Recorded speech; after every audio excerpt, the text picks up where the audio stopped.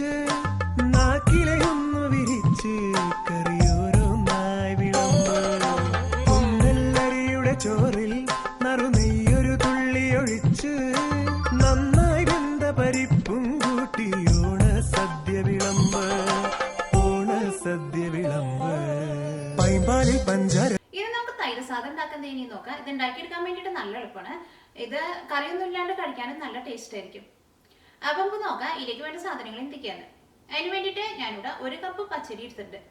ആ പച്ചരി ഏത് ടൈപ്പ് പച്ചരി ആയിരുന്നാലും കുഴപ്പമില്ല. പിന്നെ നിങ്ങൾ ഈ അരി എടുക്കുമ്പോൾ ചെറിയ അരിമണിയുള്ള അരിയായിരിക്കും ഈ തൈര് സാധനത്തിന് കുറച്ചും കൂടി നല്ലത്.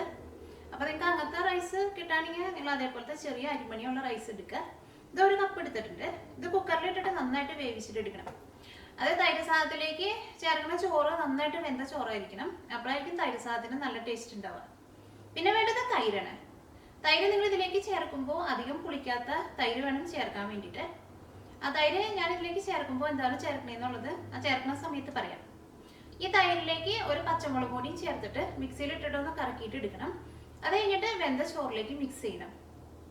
ഇതിലേക്ക് താളിച്ച് ചേർക്കാൻ വേണ്ടിയിട്ട് ഞാനിവിടെ 1 ടേബിൾ സ്പൂൺ കടുക് എടുത്തിട്ടുണ്ട്. പിന്നെ വേണ്ടത് ഉഴുന്നുപരിപ്പാണ്. ഉഴുന്നുപരിപ്പും ഞാനിവിടെ 1 ടേബിൾ സ്പൂൺ എടുത്തിട്ടുണ്ട്. പിന്നെ വേണ്ടത് ജീരകമാണ്. ഞാനിവിടെ ചെറിയ ടൈപ്പ് ജീരകമാണ് എടുത്തേക്കുന്നത്. ഇതൊരു 1/2 ടേബിൾ സ്പൂൺ വേണം. പിന്നെ 2 നുള്ളു കായത്തിന്റെ പൊടി വേണം. പിന്നെ ഞാനിവിടെ ക്യാരറ്റ് എടുത്തിട്ടുണ്ട്. ഈ ക്യാരറ്റ് കുറച്ചൊന്ന് ഗ്രേറ്റ് ചെയ്തിട്ട് ഈ തൈര് സാധനത്തിലേക്ക് ചേർക്കാം. സാധാരണ തൈര് സാധനത്തിലേക്ക് ഞാൻ ക്യാരറ്റ് ഗ്രേറ്റ് ചെയ്തിട്ട് ചേർക്കാറില്ല. പക്ഷേ ഇതേപോലെ കുറച്ച് ക്യാരറ്റ് കൂടി ഗ്രേറ്റ് ചെയ്ത് ചേർത്തിട്ടുണ്ടെങ്കിൽ തൈര് സാധനം കാണാൻ വേണ്ടിയിട്ട് നല്ല ഭംഗി ഉണ്ടാവും. പിന്നെ അത് കഴിക്കാനും കുറച്ചുകൂടി നല്ല ടേസ്റ്റ് ഉണ്ടാവും. പിന്നെ പച്ചമുളക് എടുത്തിട്ടുണ്ട്, ഉണക്കമുളക് എടുത്തിട്ടുണ്ട്, കറിവേപ്പില എടുത്തിട്ടുണ്ട്. ഉണക്കമുളക് ഞാനിവിടെ 1 എടുത്തിട്ടുണ്ട്, അധികം ചേർക്കണ്ട. പിന്നെ പച്ചമുളക് നിങ്ങളുടെ എരിവിനനുസരിച്ചിട്ട് ചേർക്കുക. പിന്നെ കുറച്ച് കറിവേപ്പിലയും വേണം. അപ്പോൾ നമുക്ക് നോക്കാം ഇതേന് തൈര് സാധനം ആക്കാന്ന്. ഇനി റൈസ് വേവിച്ചെടുക്കുക. അതിന് വേണ്ടിയിട്ട് കുക്കറിലേക്ക് 1 കപ്പ് റൈസ് ചേർക്കുക. റൈസ് എടുക്കുമ്പോൾ നന്നായിട്ട് കഴുകിയിട്ടെടുക്കുക. അത് ഞാനിവിടെ 1 കപ്പ് റൈസ് എടുത്തപ്പോൾ ഇതിലേക്ക് 3 കപ്പ് വെള്ളമാണ് ചേർക്കുന്നത്. അപ്പോൾ നിങ്ങളുടെ അടുത്ത് മെഷർമെൻറ്റ് കപ്പ് ഇല്ലാന്നുണ്ടെങ്കിൽ നിങ്ങൾ എടുക്കണ കപ്പിൽ തന്നെ 3 കപ്പ് വെള്ളം കൂടി ചേർക്കാം. ഇതിലേക്ക് വെള്ളം ചേർക്കാം.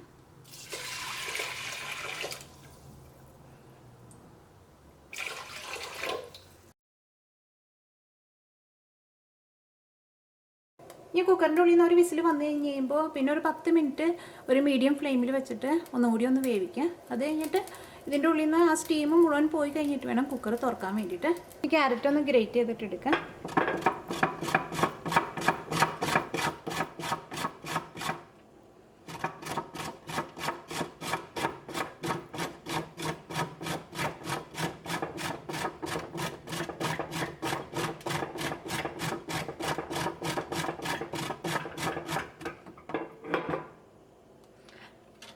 ഞാൻ ഇവിടെ ഇതേപോലത്തെ ഈ വലിയ ഓട്ടയുള്ള ഇതും വെച്ചിട്ടാണ് ക്യാരറ്റ് ഗ്രേറ്റ് ചെയ്തെടുത്തത്.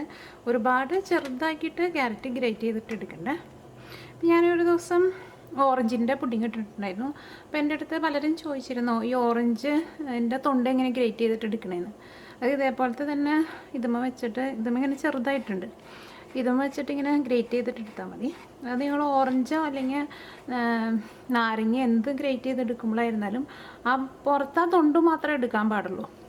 അതിൻ്റെ ആ ഉള്ളിലേക്ക് പോകും തോറും വെള്ള കളർ ഉണ്ടാവും. പക്ഷേ ആ വെള്ള കളറ് നിങ്ങൾ എടുക്കരുത്. അത് അങ്ങനെ എടുത്തിട്ട് നിങ്ങൾ കേക്കിലോ അല്ലെങ്കിൽ പുഡിങ്ങിലോ ഒക്കെ ഇട്ടിട്ടുണ്ടെങ്കിൽ അതിനൊരു കയ്പ്പ് ഉണ്ടാവും. ഇപ്പോൾ കുക്കറിൽ നിന്ന് 1 വിസിൽ വന്നിട്ടുണ്ട്. ഇനി തീ പതുക്കൊന്ന് കുറച്ചിട്ട് വെക്കും. അത് വിസിൽ പോവാത്ത തരത്തിൽ കുറച്ചിട്ട് വെക്കണം. ഇനി തൈര് മിക്സിയിലിട്ടിട്ടൊന്ന് കറക്കിയിട്ട് എടുക്കുക. അതിന് വേണ്ടിയിട്ട് ഈ ജാറിലേക്ക് തൈര് ചേർക്കുക. ഞാനിവിടെ അധികം പുളിക്കാത്ത നല്ല കട്ട തൈരാണ് ചേർക്കുന്നത്. തൈര് ഇതേപോലത്തെ ഒരു 7 ടേബിൾ സ്പൂൺ തൈര് ചേർക്കാം. അല്ലെങ്കിൽ നിങ്ങളൊരു ഏകദേശം കണക്കിന് ചേർക്കാം. ഇതേപോലെ സ്പൂൺ നിറച്ചിട്ട് എടുക്കണം. ഞാനിവിടെ ഒരു 7 ടേബിൾ സ്പൂൺ തൈര് എടുത്തിട്ടുണ്ട്. ഇതിലേക്ക് ഒരു പച്ചമുളകും ചേർക്കാം. പച്ചമുളക് പതുക്കൊന്ന് ചെറുതാക്കിയിട്ട് ചേർക്കാം. ഇത് മിക്സിയിലിട്ടിട്ടൊന്ന് കറക്കിയെടുക്കാം.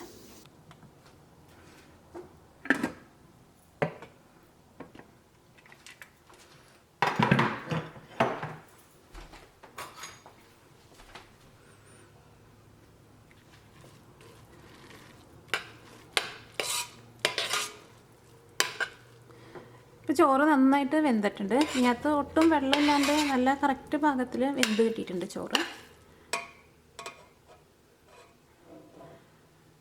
ഇപ്പോൾ ചോറ് നന്നായിട്ട് വെന്തിട്ടുണ്ട്.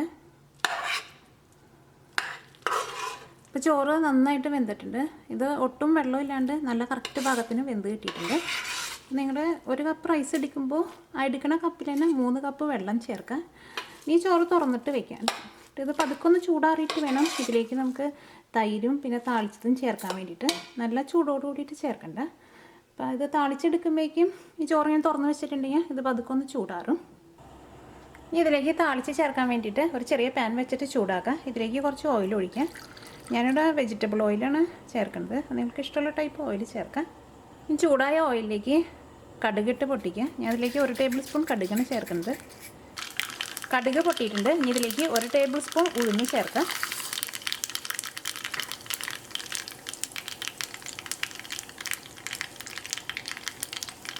ഉഴുന്ന് ചെറുതായിട്ടൊന്ന് കളർ മാറി തുടങ്ങുമ്പോൾ ഇതിലേക്ക് പച്ചമുളകും കറിവേപ്പിലയും ചേർക്കാം.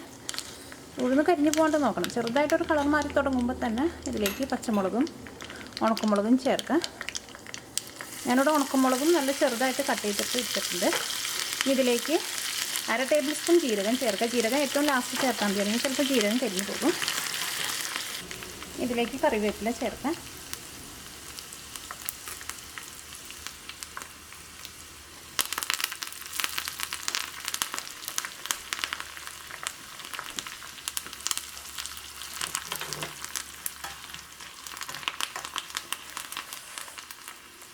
തീ നന്നായിട്ട് കുറച്ചിട്ട് വയ്ക്കാം. ഇതിലേക്ക് കുറച്ച് കായത്തിൻ്റെ പൊടി ചേർക്കാം.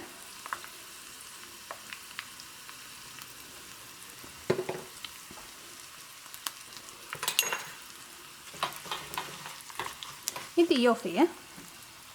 ഇതിലേക്ക് നമ്മൾ ഗ്രേറ്റ് ചെയ്ത് വെച്ചേക്കണ ക്യാരറ്റും ചേർക്കാം. തീ ഓഫ് ചെയ്തിട്ട് ഈ ക്യാരറ്റ് ഗ്രേറ്റ് ചെയ്ത് ചേർത്താൽ മതി. ഈ ക്യാരറ്റ് വെന്ത് പോകും. ക്യാരറ്റ് ഇതിനകത്ത് വന്നിട്ട് നന്നായിട്ടൊന്ന് ചൂടായാൽ മതി. അപ്പോൾ നമ്മൾ ഈ ചൂടായ ഓയിലിട്ടിട്ട് അത് മിക്സ് ചെയ്യുമ്പോൾ നന്നായിട്ട് ചൂടായിക്കോളും.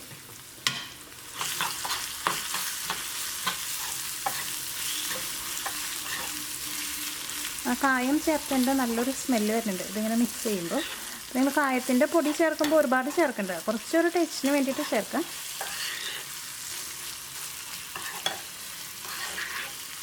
ഇപ്പോൾ ക്യാരറ്റ് ഇതിനകത്ത് നന്നായിട്ട് മിക്സ് ആയിട്ടുണ്ട്.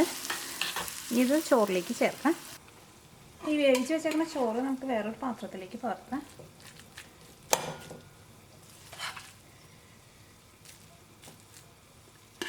അല്ലെങ്കിൽ ഈ കുക്കറിൽ തന്നെ ഇട്ടിട്ട് മിക്സ് ചെയ്താൽ മതി. പക്ഷേ കുക്കറിലിട്ട് മിക്സ് ചെയ്തിട്ടുണ്ടെങ്കിൽ അതൊക്കെ നിങ്ങൾക്ക് ശരിക്കും കാണാൻ വേണ്ടിയിട്ട് പറ്റും. അപ്പോൾ അതുകൊണ്ട് ഇതേപോലെ പാത്രത്തിലേക്ക് പകർത്താത്.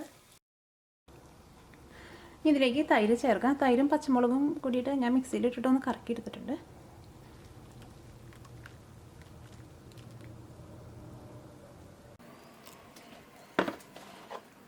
ഇതിലേക്ക് ആവശ്യത്തിന് ഉപ്പ് ചേർക്കാം.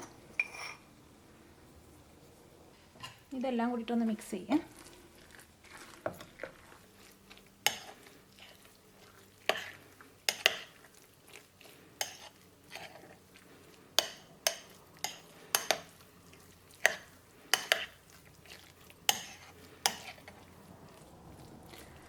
ഇതിലേക്ക് താളിച്ച് വെച്ചേക്കുന്നത് ചേർക്കാം.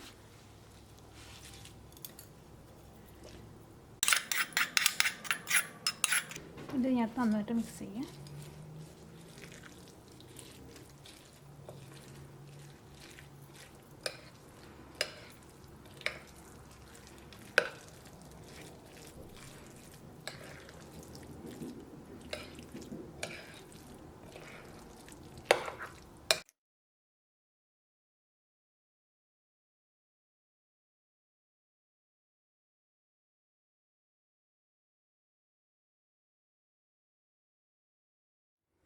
ഇപ്പോൾ തൈര് സാദം റെഡി ആയിട്ടുണ്ട്. ഇത് ഉണ്ടാക്കിയെടുക്കാൻ വേണ്ടിയിട്ട് നല്ല എളുപ്പമാണ്.